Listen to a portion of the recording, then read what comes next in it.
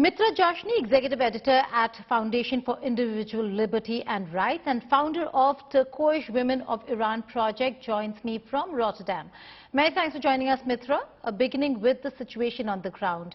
Give us a sense of people you've been speaking to within Iran. There has been a huge internet blockade.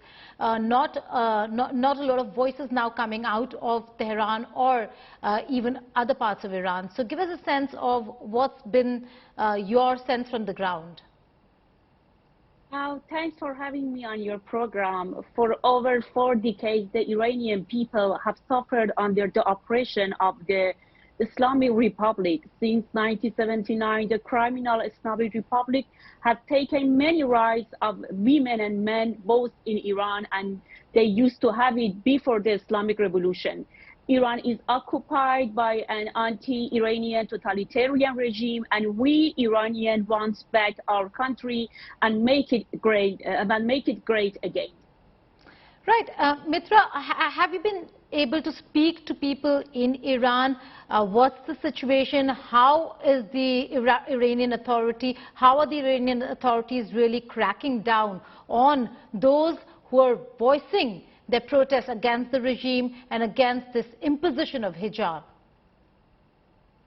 Yeah, the Iranian of Iran, the people of Iran, both men and women, are united against the mullahs' intent to end this cycle of oppression and violence. Women burn their hijab in the street all over the Iran as a symbol of protesting against discrimination and demanding equal rights for men and women both. Right.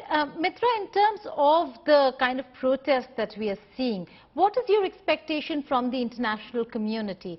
We know that a lot of countries have come out in support of women in Iran, but expectations in terms of how to really ensure that Iran stops this repression.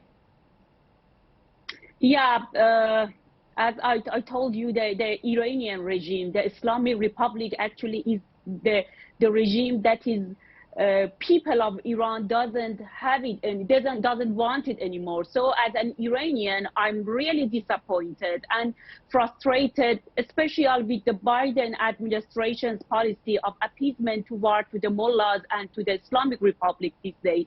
As you know, the New York now is hosting the Raisi, who his hand is on his hand is like the blood of thousands innocent Iranian people. So his crimes against humanity are well documented. At least we want the world to support the protesters who bravely risk their lives in the street and chant that they don't want Islamic Republic anymore.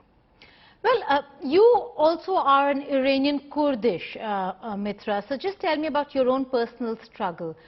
You are now in Netherlands in a safer place, in a safe place. But what's your struggle been like? Yeah, we are in touch with several networks of young men and women in Iran and who participate in the nationwide protests these days and engage in the campaign of civil campaigns in other times.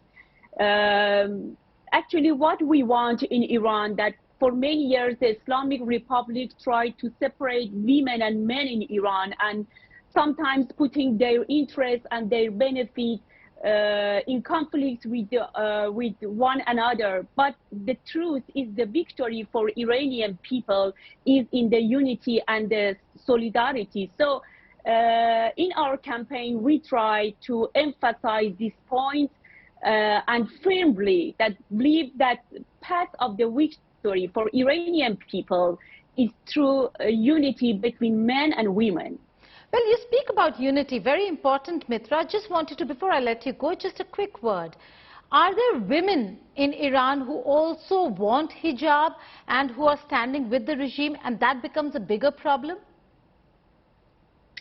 That is very important, that unlike what some international media would like to portray, compulsory hijab and veil are not part of Iranian culture. Even most Muslim women who personally choose to cover hijab and wear the hijab due to personal faith are against compulsory hijab. More importantly, oppression of women in Iran and discrimination against them is not limited to the issue of hijab and compulsory hijab. Both men and women are deprived of so many other rights under the Islamic Revolution and Islamic Republic. Right. And finally, do you hope that this will be a revolution that will change Iran forever? That people have now come to the streets and that the regime will have to listen to them? Yeah, let's talk about the last crime of Islamic Republic. Mahsa Amini was not the first victim of the Ayatollah's regime, and sadly she won't be the last one. As long as the Islamic Republic is in power, they will unleash their Sharia police to torment and beat women, and of course more women will be killed.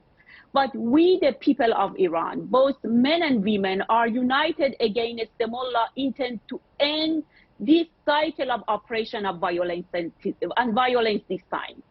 Right, Mitra. Many thanks for joining us here on World Today. That's Mitra Jashni, who is an activist, Iranian Kurdish artist, saying that there is hope and that the regime will have to answer, will have to be held accountable for the oppression and the kind of oppressive tactics that it is employing in Iran.